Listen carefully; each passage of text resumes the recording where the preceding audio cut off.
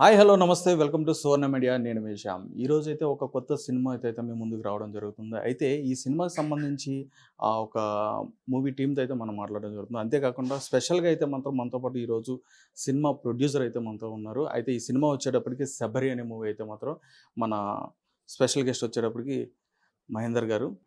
అదేవిధంగా ఈ మూవీనైతే మాత్రం మీరు తెరకి తీసుకురావడం అయితే జరుగుతుంది. చాలా అంటే చాలా స్ట్రగుల్స్ అయ్యి కూడా చేసి ఇందులో చాలా కష్టపడి మీరు ఇక్కడ వరకు తీసుకొచ్చారని చెప్పనని తెలిసింది సార్ మాకు కూడా.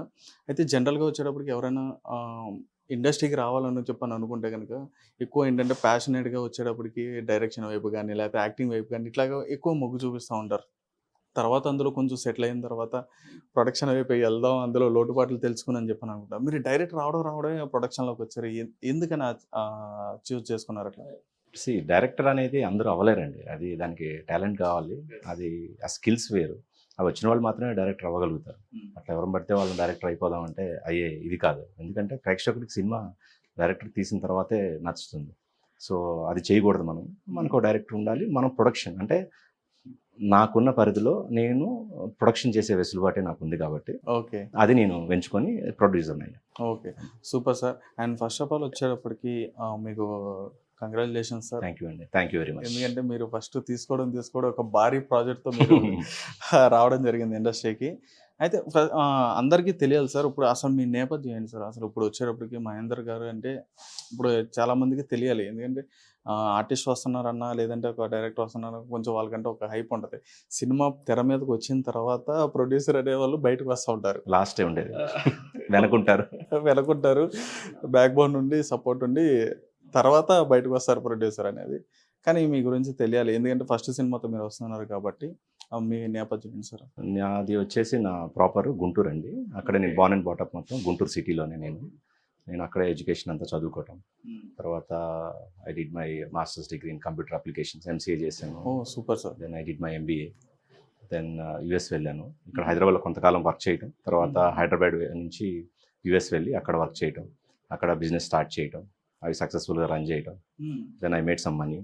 సో అంత సక్సెస్ఫుల్గా జరుగుతూ ఉన్న టైంలో చిన్నప్పటి నుంచి ఉన్న ఒక ప్యాషన్, సినిమా అనేది ఏదైతే ఒక ప్యాషన్ ఉందో అది ఎప్పటికీ అంటే ఒక హాంటింగ్ లాగా అనమాట. అదేదో ఎక్కడో సినిమాలోకి వెళ్ళాలి అంటే నటుడుగానో లేకపోతే దర్శకుడుగానో ఇంకో టెక్నీషియన్‌నో అట్లా రకరకాలు ఉంటాయి. సార్ నాకు అలా అని కాదు కానీ ఏదో సినిమా దానికి మనం కనెక్ట్ అయ్యి ఏదైనా ఉండాలి అనే ఫీలింగ్ చిన్నప్పటి నుంచి ఉండేది. సో అది మనకు వేరే అంటే ఆర్థిక వెసులుబాటు అంటారు కదా తెలుగులో, ఫినాన్షియల్ ఇది కూడా ఉండాలి. ఇలాంటి రకరకాలు ఉంటాయి. ఎలా పడితే అలా మనం ఇక్కడికి వెళ్ళి దానివల్ల ఫ్యామిలీలు ఇబ్బంది పడి ఇలాంటివి ఉండకూడదు.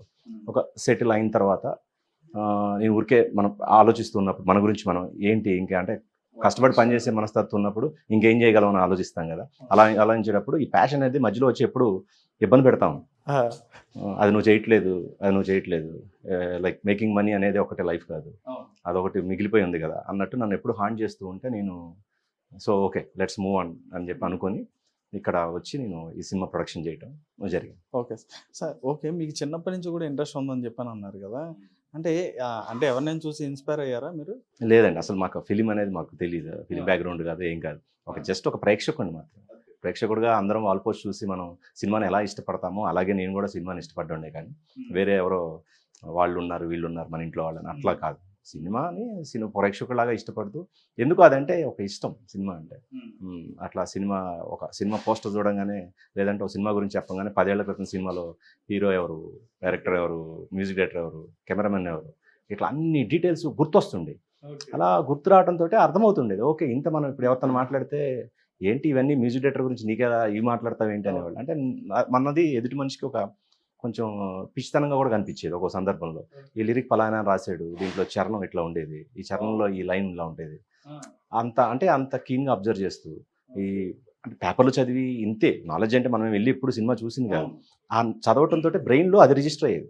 మామూలుగా ఎడ్యుకేషన్ పరంగా చదువుకున్నా కూడా అవి అంత గుర్తుండే కాదు, ఇవి చాలా బాగా గుర్తుండే, అలా బాగా రిజిస్టర్ అయిపోయి ఉండేది. సో దానివల్ల ఏంటంటే అది సినిమా అనేది ఆ ఇష్టం అట్లాగే అవుతూ ఉంది. లైఫ్లో మన వేరే ఇవన్నీ జరుగుతున్నాయి, ఉద్యోగాలు కానీ లేకపోతే బిజినెస్లు కానీ, ఇట్లా అన్నీ చేసుకుంటూ వెళ్తున్నా ఒక పాయింట్ ఆఫ్ టైం వచ్చినప్పుడు లేదు ఒక ప్యాషన్ ఉంది మనకి, సో దాన్ని మనం వదిలిపెడితే రేపు మనం ముసలోళ్ళు అయిపోయిన తర్వాత ఒక రిగ్రెట్ ఉంటుంది, అది చేయలేకపోయాము అని. Life is not just about money అండి. మనీ అనేది కావాలి కానీ దాంతోపాటు అవకాశం ఉంటే ఇప్పుడు నాకు సినిమా చేసే అవకాశం దేవుడి దయ వల్ల నాకు వచ్చింది, ఆర్థిక వెసులుబాటు అనేది. సో నాకున్న పరిధిలో నేను చేయగలను కాబట్టి నేను చేశాను. స్కూల్ డేస్ నుంచి ఉందా సార్ మీకు ఇండస్ట్రీ? చిన్నప్పుడు నాకంటే మరి మీరు మేము- ఇందాక అన్నారు కదా సార్, అంటే ఉమ్. పేపర్లు ఇట్లా చూసి అవి రిజిస్టర్ అయిపోయాయి చెప్పారు. అవును. ఎగ్జామ్స్ లో కూడా ఏవేవో రాసేవారా? లేదు, అలా ఏం రాసేవాడిని కాదు. లేదు, రాస్తే మార్కులు వేయరు కదా. అది లేదు. కాకపోతే ఇవే సినిమాలను ఎక్కువ ఫాలో అవుతా ఉండేవాడు, వాళ్ళ కోసం చూస్తూ అట్లా. Super sir. అయితే ఇప్పుడు వచ్చేటప్పుడు వరలక్ష్మి శరత్ కుమార్ గారు అయితే మాత్రం ఆవిడ ఒక pan India legendary actor, actresses ఆమె వచ్చేటప్పటికి. అయితే ఇప్పుడు మీరు చేస్తున్న సినిమాకి ఆమె అయితే యాప్ట్ అవుద్ది, ఎందుకంటే అన్ని పాన్ ఇండియా వైజ్ కూడా మనం కవర్ చేయొచ్చు అనే ఉద్దేశంతో ఏమైనా ఆమెను సెలెక్ట్ చేయడం జరిగిందా, లేదంటే స్టోరీకి యాప్ట్ అవుతారని చెప్పని అట్లా చేస్తారా? వరలక్ష్మి గారు నేను సెలెక్ట్ చేయలేదండి. ఈ కథ నా దగ్గరకు వచ్చేసరికి నేను ఏ సినిమా చేద్దాం అనుకున్న టైంలో డైరెక్టర్ ఒక రూట్లో నా దగ్గరకు వచ్చి అప్రోచ్ అయిన టైంకి ఆయన చెప్పిన ఫస్ట్ ఏంటంటే ఈ సబ్జెక్ట్ని వరలక్ష్మి గారికి చెప్పాను, ఆవిడ యాక్సెప్ట్ చేశారు, ప్రొడ్యూసర్ వచ్చి చేస్తే ఇమీడియట్గా చేయడానికి రెడీగా ఉన్నారు. ఇది తను నాకు చెప్పింది. నాకు ఫస్ట్ సినిమా ఆయన సబ్జెక్ట్ చెప్పారు. ఆవిడ ఆ సినిమా ఆ స్టోరీకి ఆవిడ యాప్ట్ అవుతారని నేను ఫీల్ అయ్యాను. అన్నప్పుడు ఆవిడ ఆల్రెడీ యాక్సెప్ట్ చేశారు, సబ్జెక్ట్ ఆవిడ కరెక్ట్ అని నేను ఫీల్ అయ్యాను. సో అలా పట్టాలెక్కింది సినిమా. అంతే తప్ప నేను 10 మంది హీరోయిన్ని అంతే అనుకోండి. సో అట్లా సెలెక్ట్ చేసింది కానీ అలాంటిది ఏమీ కాదు. కంప్లీట్లీ ఇట్ వాజ్ లైక్ ముందలే ఆవిడ యాక్సెప్ట్ చేయటం, తర్వాత ప్రాజెక్ట్ మెటీరియలైజ్ అవటమే ఫ్యాక్ట్ నడిచింది అనమాట అక్కడైతే. మేబీ అయి ఉండొచ్చు. అంతే, అన్ని కుదరాలి కదా. అదే కదా అలా సార్. కుదిరింది. Super sir. యాక్చువల్గా వరలక్ష్మి గారితో అంటే చాలా ఆమె డిఫరెంట్ వేరియేషన్స్లో ఆమె చాలా క్యారెక్టర్స్ చేశారు. అయితే ఇందులో వచ్చేటప్పటికి ఆమె లేడీ ఓరియంటెడ్గా మూవీ ఉండబోతుందని చెప్పి అది కూడా మాకు వినిపిస్తుంది. అయితే ఇందులో కూడా ఆమె డ్యూయల్ రోల్ కూడా ఉంటుందని చెప్పి అన్నట్టుగా కూడా, అంటే ఐ మీన్ అంటే నేను చెప్పేది ఎలా అంటే అనుకుంటున్నారా? లేదు సార్, మీరు ట్రైలర్ చూసినప్పుడు అందులో ఏంటంటే కొంచెం నాకు అట్లా అనిపించింది, మీకు గెస్ట్ చేశారు. మే 3 రిలీజ్ అవుతుంది, మే 3 చూద్దాం కానీ. సో ఈ లోపల అంటే కొన్ని సస్పెన్స్ ఫ్యాక్టర్స్ ఏవైతే ఉన్నాయో అవి I should not talk about it. So let's wait until May 3 and watch it in the theatres.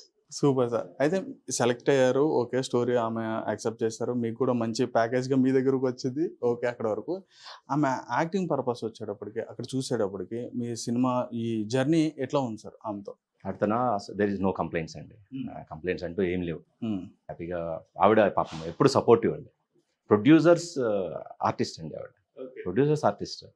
ఆవిడలో నాకు బాగా నచ్చింది ఏంటి అంటే ఈ సీన్కి ఇంకొక అంటే ఇక్కడ కాదు అక్కడ తీయండి అని ఒక రూపాయి ఎక్కువ ఖర్చు పెట్టాలని ప్రొడ్యూసర్నిగా ఆవిడ నన్ను ఇప్పుడు నా వరకు, నేను వేరే అని నేను నాకు తెలియదు, నా వరకు మాత్రం నన్ను ఎప్పుడు ఆవిడ ఖర్చు పెట్టు దేనికి ఒక రూపాయి ఎక్స్ట్రా ఖర్చు పెట్టాను అది ఏ రోజు ఆవిడ నన్ను అనలేదు. ఇంకా మాట్లాడితే నేనే ఎక్కువ ఖర్చు పెడుతుంటే ఆవిడ ఎందుకండి మీరు ఇంత ఖర్చు పెడుతున్నారు, ఎందుకంటే మేము కొడైకెనాల్ వెళ్ళాం, ఇక్కడి నుంచి 100 మెంబర్స్ వెళ్ళాం, ఇక్కడి నుంచి 100 మెంబర్స్ క్రూ 15 days షూట్కి అక్కడికి వెళ్ళాం. ఫ్లైట్స్లో కానీ లేకపోతే మెయిన్ ఆర్టిస్టు, తర్వాత మేము ఒక నాకు బాగా గుర్తయిందంటే శబరి ఎక్స్ప్రెస్ అనే ట్రైన్కి 65 tickets ఇక్కడి నుంచి కట్ చేసాం ట్రైన్కి. అవి కాకుండా ఫ్లైట్లో వచ్చిన వాళ్ళు, వెహికల్స్లో వచ్చిన వాళ్ళు, మన ప్రొడక్షన్ టీము అందరు కలిపి 100 మెంబర్స్ ఇక్కడి నుంచి వెళ్ళాం మేము. మళ్ళీ అక్కడ యాడ్ అయిన వాళ్ళు కాకుండా ఇంతమందిని 15 రోజులు అక్కడ తీసుకువెళ్ళి ఆవిడ చేస్తుంటే మొత్తం ఇంకా కంప్లీట్ 15 days అక్కడ ఉన్నాం మేము అందరం ఉండి షూట్ చేసాం. ఇంత హెవీగా మేము చేస్తున్నప్పుడు ఆవిడ అనేవాళ్ళు, మహేంద్ర గారు కొంచెం చూడండి అంటే ఆవిడ అంత ప్రొడ్యూసర్స్ గురించి ఆలోచించే వ్యక్తి. వేరే వాళ్ళు అయితే నాకు తెలియదు, జనరల్గా నేను అనుకుంటా వేరే వాళ్ళు అయితే నా సినిమా ఖర్చు పెడుతున్నారు పెట్టని అనుకుంటారేమో, వీడు అలా అనట్లేదు అని. Very support. ఒకరోజు సిక్ అయినా ఆవిడ పాపం అలాగే చలి ఎక్కువ సో ఆ టైంలో, సో పాపం ఇబ్బంది పడుతూనే చేస్తున్నారు నాకు తెలుస్తుంది, కానీ ఏం చేయలేని పరిస్థితి. అట్లా చాలా బాగా చేశారు ఆవిడ. Super sir. ఎన్ని డేస్లో కంప్లీట్ అయింది సార్ మొత్తం ఇది సినిమా? మొత్తం ఒక 48 days అంత 49 చేసినట్టున్నాం షూట్ డేస్ వర్క్ చెప్తున్నాను. ఒక టైం పట్టింది చేయడానికి, ఎందుకంటే వేరియస్ లొకేషన్స్ ఉన్నాయి, ఎక్కువ లొకేషన్స్ ఉన్నాయి దీంట్లో, చాలా లొకేషన్స్ ఉన్నాయి. అసలు అంటే ఒక థ్రిల్లర్కి ఇన్ని లొకేషన్స్ నేనైతే ఈ మధ్య కాలంలో ఎప్పుడు చూడలేదు. అన్ని లొకేషన్స్ ఒక థ్రిల్లర్కి వాడటం, యూజువల్గా ఒక 4-5 లొకేషన్ తోట అంతా అక్కడే కథ నడుస్తుంది. ఇలా నాకు తెలిసి 40 లొకేషన్స్ ఉన్నట్టున్నాయి, ఇంకా ఎక్కువ ఉన్నాయి కూడా. అంటే చిన్నదైనా పెద్ద మీరు ఫ్రేమ్ చూస్తే అన్ని లొకేషన్సే కదా మనకి. మేము అట్లా చూసినప్పుడు చాలా లొకేషన్స్ ఉన్నాయి, ఆర్టిస్టులు చాలా మంది ఉన్నారు. మనకి థ్రిల్లర్ యూజువల్గా తీసుకుంటే ఒక కథ బేస్డ్గా అక్కడే తిరుగుతూ ఒక 7-8 క్యారెక్టర్లు అంత జరుగుతూ ఉంటారు. ఇది అలా కాదు, చాలా క్యారెక్టర్స్ ఉన్నాయి దీంట్లో. అందుకే రెగ్యులర్ కమర్షియల్ థ్రిల్లర్ అంటున్నాను నేను. సైకలాజికల్ థ్రిల్లర్ కాన్సెప్ట్ వైజ్ అన్నా కూడా సినిమా వైజ్ మాట్లాడాల్సి వస్తే బిజినెస్ వైజ్ కమర్షియల్ థ్రిల్లర్ అంటున్నాను. ఓకే. ఎందుకంటే ఇప్పుడు అందులో ఉన్న క్యారెక్టర్స్ కూడా చాలా పెద్ద మంచి క్యారెక్టర్స్ ఉన్నారు. వాళ్ళందరిని చూసినా కానీ మాకు అదే అనిపించింది. చాలా అంటే చాలా డిఫరెంట్‌గా అనిపిస్తుందని చెప్పని. కానీ సార్ ఇప్పుడు వచ్చేటప్పటికి ఒక ప్రొడక్షన్ వైపు మీరు ఒక ప్యాషన్‌గా వచ్చారు కాబట్టి జనరల్‌గా ఎవరైనా ఏంటంటే ఇప్పుడు ప్రొడక్షన్ వైస్ వచ్చినప్పుడు సినిమా ఓహ్, రిలీజ్ చేద్దాము అని చెప్పని ఇట్లా మేము ప్రొడ్యూసింగ్ చేద్దాం అని చెప్పని వచ్చిన వాళ్ళు ఏంటంటే ఫస్ట్ ఏం చేస్తారంటే వాళ్ళు చిన్న బడ్జెట్‌లో ఒక ట్రయల్ వెర్షన్‌లుగా చేద్దాం మనం. ఎందుకంటే చూద్దాం మన లక్ ఫ్యాక్టర్ ఎట్లా ఉంది. అంటే ఇండస్ట్రీ‌లోకి అరంగేట్రం చేస్తున్నాం కాబట్టి ఎట్లా ఉంటదని ఒక చిన్న సినిమాతో మంచి సబ్జెక్ట్ అట్లా ఎంచుకొని రావడం అట్లా చేస్తారు. మీరు రావడం రాను కొంచెం భారీగా మీరు బడ్జెట్‌తో వచ్చారు. అదే విధంగా ఎక్కువ ఖర్చు కూడా బాగా ఎక్కువ కూడా ఖర్చు అయిందని చెప్పని కూడా మీరే వినిపిస్తుంది. అన్నారు నిజంగా ఏంటంటే అయింది. అంటే నేను కూడా ఓ భారీగా చేసేయాలని రాలేదండి. అదే సార్. ఆనెస్ట్‌గా చెప్పాలి మీతో. ఆ! నేను కూడా హెవీగా చేసేయాలని ఏమి రాలేదు. ఓకే. నేను కూడా మీడియం లెవెల్‌లో. హ్మ్. మీడియం లెవెల్‌లో చేద్దాం అనుకుంటే హెవీ లెవెల్ అయింది. అంతే. 5 లాంగ్వేజెస్‌లో మీరు నేనే రిలీజ్ మొత్తం చేసుకుంటున్నానండి. సౌత్ ఇండియా మొత్తం కవర్ మొత్తం. చేసారు. అటు అవును. హిందీ అవును. కూడా చేస్తున్నా. వెళ్ళిపోయారు. ఇప్పుడు ఇంకా అవే జరుగుతున్నాయి ఇంకా. అదే హ్మ్. సార్ 5 ఈ లాంగ్వేజెస్ రోజు కూడా మలయాళం ఫైనలైజ్ అయింది. అక్కడ మాకు లోకల్‌గా నేను వేరే వాళ్ళతో అసోసియేట్ అయ్యి, ఎందుకంటే మనం ఇక్కడ కూర్చొని అన్నీ నేనే డైరెక్ట్‌గా అంటే కష్టం అవుతది. సో, అక్కడ పీఆర్ టీమ్‌ని ఈ రోజే మాట్లాడటం జరిగింది. సో, అన్నీ వన్ బై వన్ కష్టమే. అయినా కూడా చేస్తూ వెళ్తున్నా.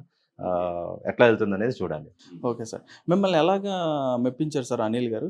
నన్ను వరలక్ష్మి గారు ఒప్పుకున్నారనేదే అలాగే ఒప్పించారండి. ఎందుకు మనం హిపోక్రసీ ఏం లేదు ఇక్కడ దానికి అలా చెప్పడానికి. ఆవిడ ఒప్పుకోవటం అనేది 50% ఈ సినిమాకి సక్సెస్ అవుతది అని ఫీల్ అయ్యాను. ఎందుకంటే నేను ఫస్ట్ టైం ప్రొడ్యూసర్‌ని. నేను ఎంతవరకు సబ్జెక్ట్‌ని అనలైజ్ చేయగలను తెలీదు కదా! సో, అందుకని ఆయన అది చెప్పినప్పుడు వరలక్ష్మి గారు ఉన్నారు. సబ్జెక్ట్ డీసెంట్‌గా ఉంది. ఈవిడ మీద ఇది ప్లే అవుతది.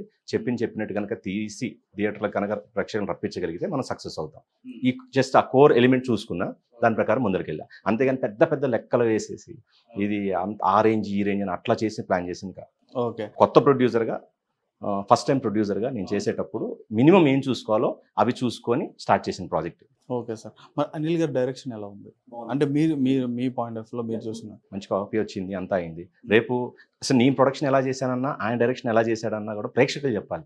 ఆయన నన్ను పోగొట్టుకుంటే ఉపయోగం లేదు. సినిమా అనేది ఏదైనా సరే అంటే అదే సార్ ఇప్పుడు అంటే మీరేంటి జనరల్‌గా ఫస్ట్ టైమ్ మీరు ఇన్వెస్ట్ చేసి ప్రొడ్యూసింగ్‌లోకి వచ్చారు కదా సార్.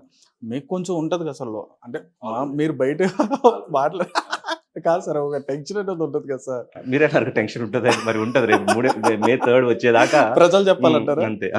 ప్రజలే అంతే. అసలు మనం ఏం లేదండి. ఫస్ట్ షో పడిన తర్వాత వాళ్ళు ఏది చెప్తారో అదేనండి. అదే సక్సెస్, అదే ఫెయిల్యూర్. నేను ఎన్ని మాట్లాడుకున్నా ఈ రోజున, మేము ఎన్ని చెప్పుకున్నా వేటికి వాల్యూ ఉండదండి. అవును. ప్రేక్షకుడు కొనే టికెట్‌కి నేను న్యాయం చేయగలిగితే నా సినిమా సక్సెస్. లేదంటే ఫెయిల్యూర్.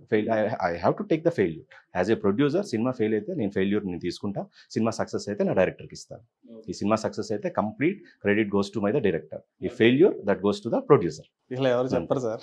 నేను చెప్తున్నా. డైరెక్ట్ ఎవరు చెప్పరు. అంతే. ఎందుకంటే ఇంటి పెద్ద కాబట్టి ప్రొడ్యూసర్ అనేవాడు తప్పొప్పు లేదు జరిగినా, లేకపోతే మిస్టేక్ జరిగినా, ఇంకోటి జరిగినా అవన్నీ ప్రొడ్యూసర్‌గా బాధ్యత వహించాలని నిర్ణయించుకున్నాను. కాదు సార్ ఇప్పుడు ప్రొడ్యూసింగ్ సంబంధించి కూడా ఏమైనా ఇన్స్టిట్యూట్స్ ఉన్నాయా సార్? ఏమో నాకు తెలీదండి. నేను జాయిన్ అవ్వలేదు కదా! తెలీదు నాకు. కాదు. మీరు అన్ని పర్ఫెక్ట్‌గా ఇట్లా ఉండాలి అని చెప్పని చెప్తున్నారు కదా! లేదు. ఇప్పుడు యాక్టింగ్‌కి, డైరెక్షన్‌కి ఇట్లా కోర్సులు ఉన్నట్టుగా ప్రొడ్యూసర్ ఉంటే బాగుంటుందండి. నాకు అనిపిస్తది. ఉంటే బాగుంటుంది. ఉండి జాయిన్ అయితే చాలా విషయాలు తెలుస్తాయి. తప్పులు చేయకుండా ఉంటాం. అంతే. Super sir. సూపర్. అయితే ఇప్పుడు వరలక్ష్మి గారు ఇప్పుడు మిమ్మల్ని అంటే మీకు ఇంట్రొడ్యూస్ చేసినప్పుడు గాని, అప్పుడు గాని మిమ్మల్ని ప్రొడ్యూసర్ గారు అనుకున్నారా? లేకపోతే ఒక యాక్టర్‌ని ఇంట్రొడ్యూస్ ఏమోనండి. అది ఆవిడని అడగాలి. నాకైతే ఎప్పుడు అనలేదు. అంటే మీరు ఇప్పుడు అంటే ఈ ప్రొడక్షన్‌తోనే ఆగిపోతారా? లేకపోతే నెక్స్ట్ యాక్టింగా? ఏం లేదండి. సరదాగా ఏదైనా ఇప్పుడు క్యామియో ఊరికే సరదా. అంతే నాకు అసలు యాక్టింగ్ రాదు. సో, అందుకని ఇదేం లేదు. ఏదో మా డైరెక్టర్లు ఇప్పుడు సరదాగా ఒకసారి కనిపించండి సార్ అంటే, ఊరికే సరదాలు ప్రతి మనిషికి సరదాలు ఉంటాయి కదా! అట్లా వాళ్ళు పుష్ చేసి ఏదైనా అలాగే తప్ప యాక్టింగ్ అనేది నాకు రాదు. నాకు యాక్టింగ్ రాదు. సో, అలాంటప్పుడు దాని గురించి ఆలోచన లేదు. దాంతోటి నేను వచ్చింది దేనికోసం అనేది నాకు గుర్తుంది.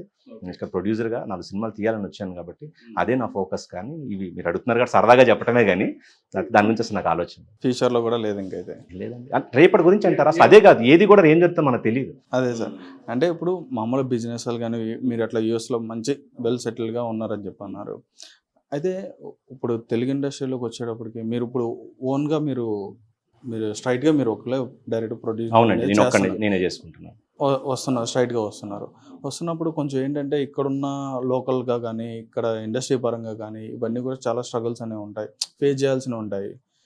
ఒక కాన్సెప్ట్ కూడా మంచి కాన్సెప్ట్. దట్ ఇంకోటేంటో వరలక్ష్మి గారు పెద్ద యాక్ట్రెసెస్ ఆమె వచ్చేటప్పటికి. ఇట్లాంటివన్నీ కూడా ఫేస్ చేసేటప్పుడు మీకు ఇక్కడ ఏమన్నా ఒడిదుడుకులు లాంటివి అట్లా ఏమైనా అంటే తగిలినాయి? నాకు ఇక్కడ పరిచయాలు లేవండి. ఫస్ట్ ఆఫ్ ఆల్ అది కొంచెం చిన్న ప్రాబ్లమే అని అనుకుంటాను నేను. అంటే నాకు పరిచయాలు అవసరం అండి. పరిచయాలు లేనప్పుడు ఏమవుతుందంటే తప్పు జరిగిపోతుంది. అప్పుడు కరెక్ట్ చేసుకునే ఇంకా ఛాన్స్ ఉండదు. 4 పరిచయాలు ఉన్నప్పుడు ఏంటంటే ఎప్పుడైనా ఒక అనుభవం ఉన్నవాడు అవును. మనకి ఇది తప్పు ఇది ఒప్పు అని చెప్తే కొంతలో కొంత 50% కరెక్ట్ చేసుకునే అవకాశం ఉంటుంది. అది లేనప్పుడు మన అనుభవంతోనే మనం నేర్చుకోవాల్సి వస్తుంది. సో అది నాకు ఉంది. నాకు ఇక్కడ అంటే ఎవరు రిలేటివ్స్ కానీ ఎవరు లేరు కాబట్టి ఎదురైందంట. అది ఆ ఇబ్బందులు ఉన్నాయి. Okay. అలాగని వాళ్ళు ఎవరు మన ఇబ్బంది పెట్టేది కాదు. అవును సార్. పరిచయం ఉంటే మనకు కొంత హెల్ప్ అయ్యి ఉండేది, Support గా సపోర్ట్ ఉండేది. అది లేకపోవటం అంటారా, లైఫ్లో మనం ఎక్స్పెక్ట్ చేసినవన్నీ మనకు దొరకవు కదా. So we have to move on అంతే. నాకు ఉన్నది ఇది, దీంట్లో నేను చేయాలి, నా మైండ్ సెట్ అని.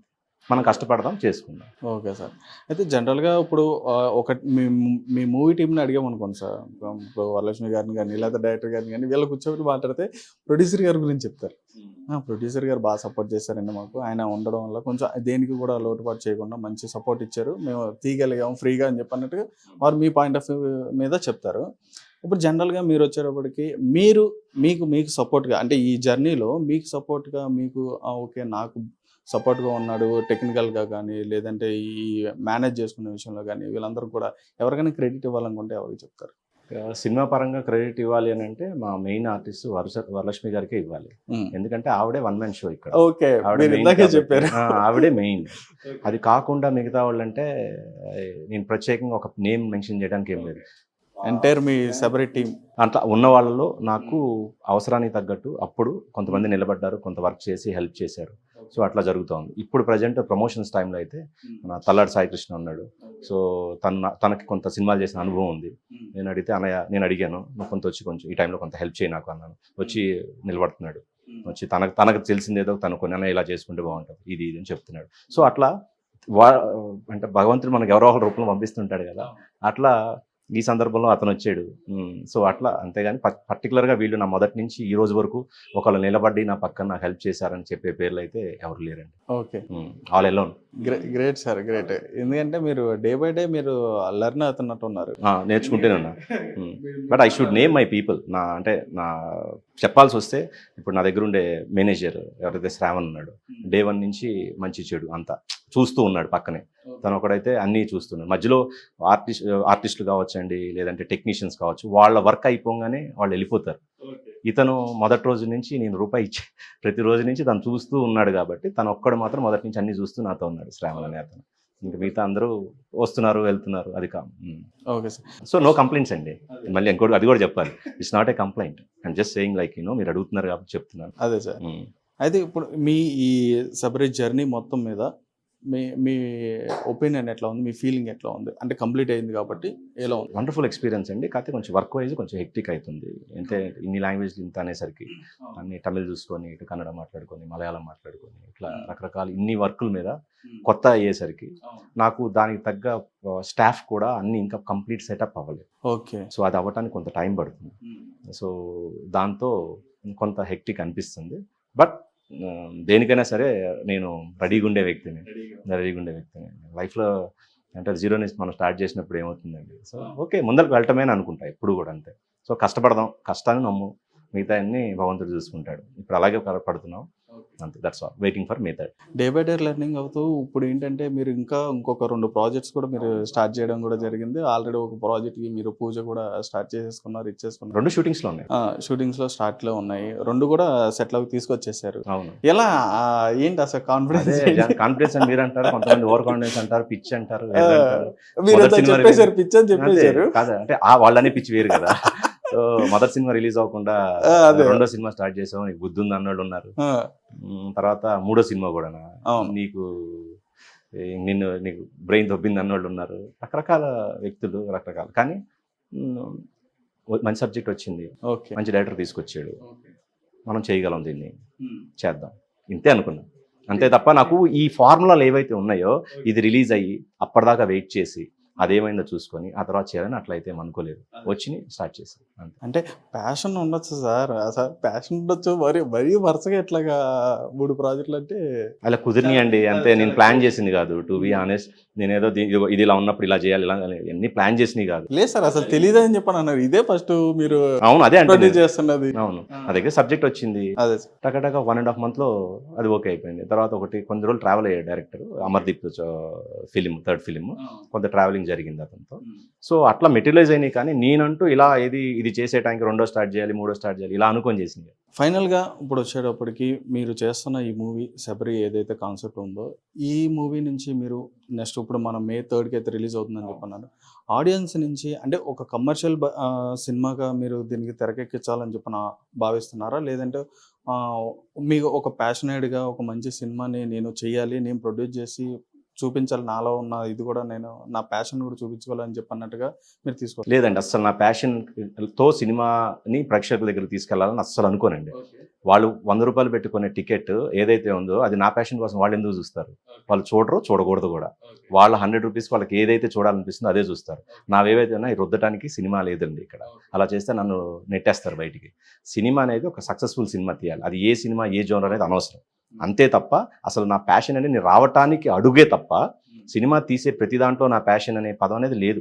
ఓకే, మొదట్లో చెప్పిన ప్యాషన్ నేను అడుగు పెట్టడానికి ఇండస్ట్రీలోకి జస్ట్ నాంది మాత్రమే తప్ప సినిమాలో ఈ ఎలిమెంట్ నా ప్యాషన్ అది అసలు అలాంటిది ఏమి ఉండదు. సినిమానే అంతే. ప్రేక్షకుడే. సక్సెస్ ఫెయిల్యూర్ ఇంతే ఉంటాయి. మీరు చెప్పింది చూస్తుంటే రేపొద్దున మీ సినిమా కూడా ఒక ఆడియన్ లాగా వెళ్ళి చూసేటట్టు ఉన్నారు మీరు. అలాగే చూడాలి. అలా చూస్తేనే ప్రొడ్యూసర్ సినిమాలు తీస్తాడు. అంతే. నాకు నచ్చినట్టు అనే పాయింట్ అసలు లేదండి. ఓకే, అది ఉంటే నువ్వే తీసుకొని మీ ఇంట్లో నువ్వు టీవీలో వేసుకొని నువ్వు చూసేసుకోవచ్చు. దానికి ప్రేక్షకుడు ఎందుకు చూస్తాడండి? తనకేం అవసరం? తను చూడదు. Super sir, super. Nice sir, nice journey sir మీది. Thank you. శబరి వచ్చేటప్పుడు ఇప్పటికి మంచి ప్రాజెక్ట్తో మీరు తీసుకొచ్చారు తెర ముందుకి. ఇప్పుడు May 3rd రిలీజ్ అవ్వడానికి సిద్ధంగా ఉంది. అయితే కూండ్ల మహేంద్రనాథ్ గారికి ఈ సినిమా నుంచి కుండ్లతో కోట్ల వర్షం కురవాలని చెప్పని మేము కూడా కోరుకుంటున్నాం sir. And congratulations sir, all the best sir. మీరు ఇందాక అన్నారు, లేదు నాకు ఆలోచన లేదు యాక్టింగ్ అని చెప్పి అన్నట్టుగా, డైరెక్షన్ అని చెప్పని అన్నారు. లేదు, మీరు ఫోటోజెనిక్ ఫేసే సార్ మీరు కూడా. ఖచ్చితంగా మీరు వస్తే ఇంకా బాగుంటుంది. మీరు ఇంకా చాలా మంచిగా ఫ్లూయెంట్గా మంచిగా మాట్లాడుతున్నారు. ఫస్ట్ ప్రొడ్యూసర్లా మాట్లాడట్లేదు. దాదాపు ఒక 10-15 సినిమాలు హిట్లు ఇచ్చి అట్లా ఒక ప్రొడ్యూసర్ ఎవరైతే ఉంటారో ఒక మంచి కాన్ఫిడెన్స్ ఎలా అయితే మాట్లాడతారో అలా మాట్లాడుతున్నారు. సో మంచి స్పిరిట్, మంచి కాన్ఫిడెన్స్ కూడా ఉంది సార్ మీకు. Thank you sir, thank you very much. And మా సువర్ణ మీడియాకి కూడా మీరు ఇచ్చినందుకు, ఈ సమయాన్ని ఇచ్చినందుకు thank you Suvarna media. Thank you sir. Right, చూశారు కదా. మరి ఈ శబరి మూవీ అయితే మాత్రం May 3rd అయితే రిలీజ్ అవుతుంది. ఖచ్చితంగా అందరూ థియేటర్స్కి వెళ్ళి మహేంద్రనాథ్ కుండ్ల గారికి కోట్ల వర్షం కురిపించే విధంగా మీరు అందరూ కూడా ఆడియన్స్ ఆదరిస్తారని చెప్పని మేము కూడా కోరుకున్నాం. Thank you for watching. మరొక ఇంటర్వ్యూతో మీ ముందుకు వస్తాం. చూస్తూనే ఉండండి సువర్ణ మీడియా.